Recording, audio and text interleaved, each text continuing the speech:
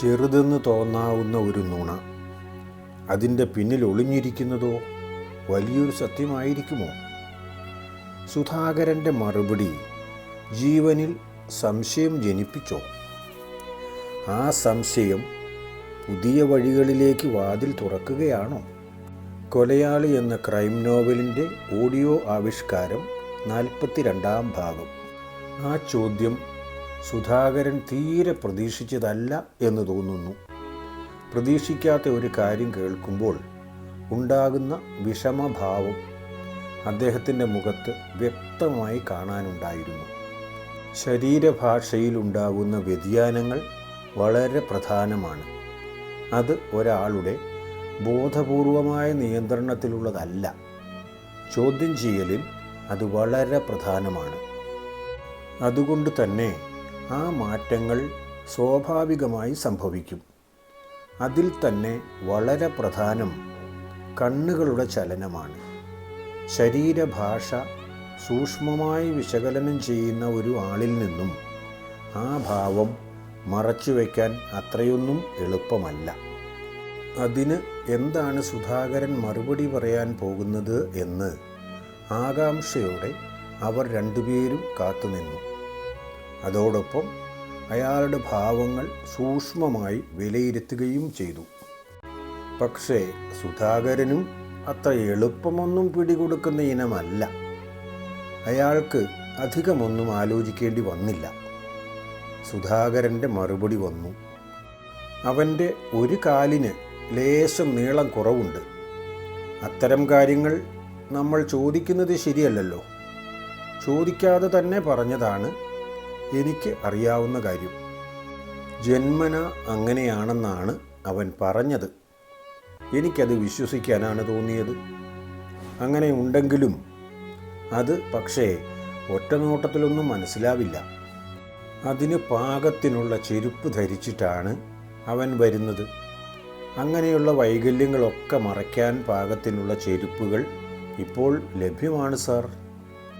ചെരുപ്പില്ലാതെ നടക്കുന്നത് കാണുമ്പോൾ മാത്രമേ വ്യത്യാസം ചെറുതായി തോന്നുകയുള്ളൂ. അതിനിപ്പോൾ അങ്ങനെ ആര് കാണുന്നു? അങ്ങനെ കാണണമെങ്കിൽ പോലും സൂക്ഷ്മമായി നിരീക്ഷണം നടത്തിയാൽ മാത്രം. പെട്ടെന്ന് ജീവൻ പറഞ്ഞു, ആ വ്യത്യാസം ജന്മനാ ഉള്ളതാണെന്നാണ് പറഞ്ഞത് അല്ലേ? സംശയമില്ലല്ലോ? അതെ, സുധാകരൻ ഉണ്ടാക്കി പറയുന്നതല്ല എന്ന് അയാളുടെ ഭാവം വിളിച്ചു പറഞ്ഞു.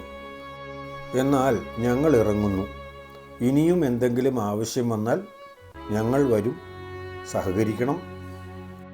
തീർച്ചയായും. രണ്ടുപേരും ഇറങ്ങി വണ്ടിയിൽ കയറി. കുറച്ചു ദൂരം മുന്നോട്ട് വന്നു കഴിഞ്ഞപ്പോൾ ജോസ് മാത്യു ചോദിച്ചു, ഇനിയിപ്പോൾ നമ്മുടെ യാത്ര എങ്ങോട്ടാണ്? നേരിട്ട് പോയി സുനിലിനെ കാണുന്നോ അതോ രഞ്ജിത്ത് സാറും മഹേന്ദ്രനും എന്തു പറയുന്നു എന്നറിഞ്ഞിട്ട് മതിയോ? അല്പസമയം ആലോചിച്ചതിന് ശേഷം ജീവൻ മറുപടി പറഞ്ഞു, അധികം താമസിപ്പിക്കാൻ കഴിയില്ല. എന്നാലും രഞ്ജിത്തും മഹേന്ദ്രനും കൂടി ഉള്ളതാണ് നല്ലത്. അവിടെ നിന്നും പിന്നെ എങ്ങോട്ട് പോകേണ്ടി വരുമെന്ന് നമ്മൾക്ക് ഇപ്പോൾ പറയാൻ കഴിയില്ലല്ലോ. ഹമീദ് സാർ കൊല്ലപ്പെടുന്നതുവരെ ഡിപ്പാർട്ട്മെൻറ്റിലാണെങ്കിൽ പോലും ആർക്കും ഈ പരമ്പര കൊലപാതകത്തിൽ കാര്യമായ താല്പര്യമൊന്നുമില്ലായിരുന്നു. അല്പം പതുക്കെയൊക്കെ അന്വേഷിച്ചാലും മതി എന്ന മട്ടിലായിരുന്നു കാര്യങ്ങൾ. എന്നാൽ ഹമീദ് സാറിൻ്റെ കൊലപാതകം എല്ലാത്തിനും മാറ്റം വരുത്തി. അതിനു മുൻപ് കൂടുതലായി സർക്കാർ തലത്തിൽ നിന്നും അന്വേഷണത്തിൻ്റെ പുരോഗതിയെപ്പറ്റി തിരക്കാറുമില്ലായിരുന്നു. ചോദ്യങ്ങളും പറച്ചിലും എല്ലാം മോഹനൻ സാറിൽ വരെ ഒതുങ്ങി നിന്നതാണ്. സ്വതന്ത്രമായി അന്വേഷണം മുന്നോട്ട് കൊണ്ടുപോകാൻ അവർക്ക് കഴിയുമായിരുന്നു. എന്നാൽ ഇപ്പോൾ ഓരോ ദിവസവും എന്നതുപോലെ ചോദ്യങ്ങൾ വരും. ദിവസവും റിപ്പോർട്ട് തയ്യാറാക്കണം എന്ന് പറയുന്ന സ്ഥിതിയിലേക്ക് കാര്യങ്ങൾ എത്തി. അന്വേഷണ പുരോഗതി ദിവസവും അറിയിക്കണം എന്നാണ് പറഞ്ഞിരിക്കുന്നത്. ഉത്തരവ് വന്നാൽ പിന്നെ പാലിക്കാതിരിക്കാൻ കഴിയില്ലല്ലോ. ഓരോ ദിവസവും ചെയ്യുന്ന കാര്യങ്ങളിൽ വെളിപ്പെടുത്താവുന്ന അത്രയും കാര്യങ്ങൾ മുകളിലേക്ക് അറിയിക്കുകയായിരുന്നു ജീവൻ്റെ രീതി. ചെയ്യാൻ പോകുന്ന കാര്യങ്ങളെക്കുറിച്ച് അറിയിക്കാറില്ല. അങ്ങനെ ചോദിച്ചിട്ടുമില്ല. അതുവരെ ചെയ്തതിനെ സംബന്ധിച്ച് വേണ്ട നിർദ്ദേശങ്ങളും മേലുദ്യോഗസ്ഥരിൽ നിന്നും അപ്പോൾ ലഭിച്ചുകൊണ്ടിരുന്നു. സുധാകരൻ്റെ വീട്ടിൽ നിന്നിറങ്ങി കുറച്ചു ദൂരം മുന്നോട്ട് പോയപ്പോൾ മോഹനൻ സാർ വിളിച്ചു. സുധാകരനെ കാണാൻ പോയിട്ട് എങ്ങനെയായി എന്നറിയാനാണ് വിളിക്കുന്നത്. അതറിയാവുന്നതുകൊണ്ട് സുധാകരനുമായി സംസാരിച്ചതിൽ നിന്നും കിട്ടിയ പ്രധാന വിവരങ്ങൾ മോഹനൻ സാറിന് കൈമാറി. അപ്പോൾ തന്നെ സാറ് പറഞ്ഞു, കാലിൻ്റെ നീളം കുറവുണ്ടായത് ജന്മനാ ഉള്ള തകരാറാണെന്ന് അവൻ നുണ പറഞ്ഞതായിരിക്കും. അതുപോലെ തന്നെ താമസ സ്ഥലത്തെത്തി എന്ന് പറഞ്ഞ് വിളിച്ചതും മിക്കവാറും നുണയായിരിക്കാനാണ് സാധ്യത. ഇക്കാര്യത്തിൽ സുനിലിന് പങ്കുണ്ടോ എന്ന് സംശയിക്കണം. അവനെ മാറ്റി നിർത്തുകയൊന്നും വേണ്ട, രണ്ടിനെയും പൊക്കി കൊണ്ടുപോരെ. സാറ് പറയുന്നതിന് മുൻപേ തന്നെ ജീവനും ആ സംശയം തോന്നിയിരുന്നു. സംശയം മാത്രമേ ഉള്ളൂ. കാരണം സുനിലുമായി ഹമീദ് സാറിന് നേരിട്ട് യാതൊരു തരത്തിലുള്ള പ്രശ്നങ്ങളുമുള്ളതായി തോന്നുന്നില്ല. സുനിലിനെ അങ്ങനെ മാറ്റി നിർത്തണമെന്ന് ഞാൻ വിചാരിച്ചിട്ടില്ല സാർ. ചിലപ്പോൾ അവന് മനസ്സറിവൊന്നും ഉണ്ടായിരിക്കില്ല. അതെന്തായാലും ബോധ്യപ്പെടാതെ അവനെ ഒഴിവാക്കി നിർത്താൻ കഴിയില്ല. പക്ഷേ ഇതിനിടയിൽ തികച്ചും സംശയകരമായ മറ്റൊരു സംഭവവും നടന്നിട്ടുണ്ട്. അതിനെപ്പറ്റി ഒരു വിവരവും കിട്ടുന്നില്ല. ഒന്നിനു പുറകെ ഒന്നായി സംശയകരമായ പ്രശ്നങ്ങളെല്ലാം വന്നുകൊണ്ടിരിക്കുകയാണ്. ഒരു കുടുക്ക് ഒരു തരത്തിൽ അഴിച്ചു വരുമ്പോഴേക്കും മറ്റൊന്ന് വന്നു കഴിഞ്ഞു. ഈ പുതിയ പ്രശ്നം എന്താണാവും?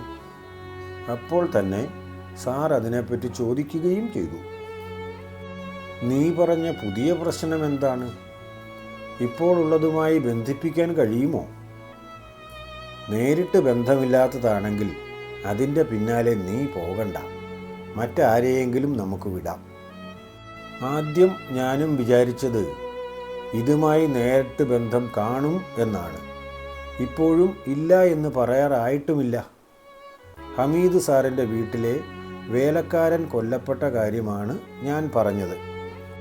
നമ്മുടെ പരമ്പര കൊലയാളിയെ സംബന്ധിച്ചിടത്തോളം അയാൾക്ക് ഈ വേലക്കാരനോട് വിരോധം തോന്നേണ്ട ഒരു കാര്യവുമില്ല. തെളിവ് നശിപ്പിക്കാനായിരിക്കുമോ എന്ന് ഞാൻ ഒന്ന് സംശയിച്ചിരുന്നു. ഇനി അങ്ങനെ തെളിവ് നശിപ്പിക്കാനെങ്ങാനുമാണെങ്കിലും അതിനും ഒരു സാധ്യതയുണ്ടല്ലോ. ആ തോന്നലിലും ശരിയില്ലേ? ചിലപ്പോൾ നിങ്ങൾ ആ വേലക്കാരനുമായി സംസാരിച്ചതുകൊണ്ട് അയാളിൽ നിന്ന് കൂടുതൽ എന്തെങ്കിലും വിവരം കിട്ടുമെന്ന് കൊലയാളി വിചാരിച്ചാലോ? അങ്ങനെയാണെങ്കിൽ തന്നെ അയാൾക്ക് അപ്പോൾ വേണ്ട വിവരങ്ങൾ കൈമാറാൻ അവിടെ തന്നെ ആരെങ്കിലും ഉണ്ടായിരിക്കില്ലേ? അയാളിൽ നിന്ന് കാര്യമായ വിവരങ്ങൾ കിട്ടാൻ ഒന്നും തന്നെ ഇല്ല. ആകെ നമ്മൾ സംശയിക്കുന്ന രമേശനെ കണ്ടിട്ടുള്ള ഒരാൾ എന്ന് മാത്രമേ ആ വേലക്കാരന് പ്രത്യേകതയുള്ളൂ. ഇപ്പോൾ അയാളെ ഇല്ലായ്മ ചെയ്താലും രമേശനെ കണ്ടിട്ടുള്ള വേറെയും ആളുകളുണ്ടല്ലോ. സുധാകരൻ സാറുണ്ട്, സുധാകരൻ സാറിൻ്റെ ഭാര്യയുണ്ട്, പിന്നെ മാത്യു സാറുണ്ട്. അവർക്കാർക്കും കുഴപ്പമൊന്നുമില്ലാത്ത സ്ഥിതിക്ക് ഇത് മറ്റെന്തെങ്കിലും കേസുമായി ബന്ധപ്പെട്ടതായിരിക്കാം എന്നാണ് ഞാൻ വിചാരിക്കുന്നത്. ജീവൻ പറയുന്നതിലും കാര്യമുണ്ട്. കൊല ചെയ്യുന്നത് കണ്ടതായിരുന്നു വേലക്കാരനെങ്കിൽ ഒഴിവാക്കിയതിൽ കൊലയാളിക്ക് പങ്കുണ്ടെന്ന് പറയാമായിരുന്നു. ഇതിപ്പോൾ അങ്ങനെയൊന്നുമല്ലല്ലോ. അതുകൊണ്ട് ചിലപ്പോൾ മറ്റെന്തെങ്കിലും കാരണവശാൽ കൊല ചെയ്യപ്പെട്ടതായിരിക്കാം ആ വേലക്കാരൻ. അയാളെ രാവിലെ ആരോ ഫോണിൽ വിളിച്ചിരുന്നു എന്ന് പറഞ്ഞല്ലോ. അതാരാണെന്ന് കിട്ടിയോ? തകർന്ന ഫോണാണെന്ന് അന്ന് ഞാൻ വിളിച്ചപ്പോൾ നീ പറഞ്ഞില്ലേ? അത് ശരിയാക്കാൻ കഴിഞ്ഞോ? കോൾ ഡീറ്റെയിൽസ് എടുക്കാൻ കഴിഞ്ഞിട്ടുണ്ടോ? അപ്പോഴാണ് ജീവനും ആ കാര്യം ഓർത്തത്. അതെടുക്കാൻ ഏൽപ്പിച്ചിരുന്നു. വിദഗ്ധനായ ഫോൺ മെക്കാനിക്കും പോലീസ് ഉദ്യോഗസ്ഥനുമായ രവിയോട് വിളിച്ച് വിവരം ചോദിച്ചു നോക്കണം. ഞാനത് ഒരാളെ ഏൽപ്പിച്ചിട്ടേ ഉള്ളൂ. നമ്മുടെ മെക്കാനിക്ക് രവിയില്ലേ, അവനതെടുക്കാൻ കഴിയുമെങ്കിൽ എടുത്തു തരാമെന്ന് പറഞ്ഞിട്ടുണ്ട്. കിട്ടിയാൽ അതും രമേശനും തമ്മിൽ എന്തെങ്കിലും ബന്ധമുണ്ടോ എന്നറിയാൻ കഴിയുമെന്നാണ് പ്രതീക്ഷ. എന്നാൽ പിന്നെ ഇപ്പോൾ തന്നെ വിളിച്ചു ചോദിച്ചു. പിന്നെ അത് തിരക്കിൽപ്പെട്ട് വിട്ടുപോകണ്ട. മോഹനൻ സാർ സംഭാഷണം അവസാനിപ്പിച്ചു. ഉടൻ തന്നെ ജീവൻ രവിയെ വിളിച്ചു ചോദിച്ചു. കോൾ എടുക്കാൻ കഴിഞ്ഞു. അതൊരു നിഷാമിൻ്റെ പേരിൽ നിന്നുമാണ്. അവരുടെ സംസാരം ഏതോ ഒരു ഓപ്പറേഷൻ നടത്തിയതിനെക്കുറിച്ചാണ്. തൃപ്തികരമായി ചെയ്യാൻ വേണ്ട സഹായം ചെയ്തു കൊടുത്തതിന് എന്തോ പ്രതിഫലം പ്രഭാകരന് കൊടുക്കാനുണ്ടായിരുന്നത് കൊടുക്കാൻ വേണ്ടിയാണ് വിളിച്ചത്. അതിനായി ഒരു സ്ഥലത്തേക്ക് നേരിട്ട് ചെല്ലാൻ പറയാനാണ് അയാൾ രാവിലെ വിളിച്ചത്. പ്രഭാകരൻ അത് സമ്മതിക്കുകയും ചെയ്തല്ലോ. കൊലപാതകത്തിന് പിന്നിൽ വേറെ ആരുടെയെങ്കിലും കരങ്ങളും ഉണ്ടോ? അങ്ങനെയാണെങ്കിൽ രമേശൻ്റെ പിന്നാലെ നമ്മൾ നടക്കുന്ന നേരം കൊണ്ട് അയാൾ രക്ഷപ്പെടില്ലേ? ഹമീദ് സാറിൻ്റെ സ്വഭാവം വെച്ച് നോക്കുമ്പോൾ വേറെയും ശത്രുക്കൾ ഉണ്ടാകാവുന്നതാണ്. ഇനി മറ്റാരെങ്കിലും ആയിരിക്കുമോ അത് ചെയ്തിട്ടുണ്ടാവുക? നിഷാം നമ്മൾ ഇതുവരെ കണ്ടിട്ടില്ലാത്ത ഒരു പുതിയ മുഖമാണല്ലോ. അവൻ തന്നെയാണോ എല്ലാറ്റിനും പിന്നിൽ? ഇല്ലെങ്കിൽ ഇതൊക്കെ മറ്റാരുടെയോ വലിയ കളിയുടെ തുടക്കമാണോ? നിഷാം, ആരാണ് യഥാർത്ഥത്തിൽ നീ? മറ്റന്നാൾ അടുത്ത ഭാഗവുമായി വരുന്നതുവരെ എല്ലാവർക്കും നല്ലത് സംഭവിക്കണമെന്ന് ആഗ്രഹിക്കുന്നു. എല്ലാവർക്കും വേണ്ടി പ്രാർത്ഥിക്കുന്നു.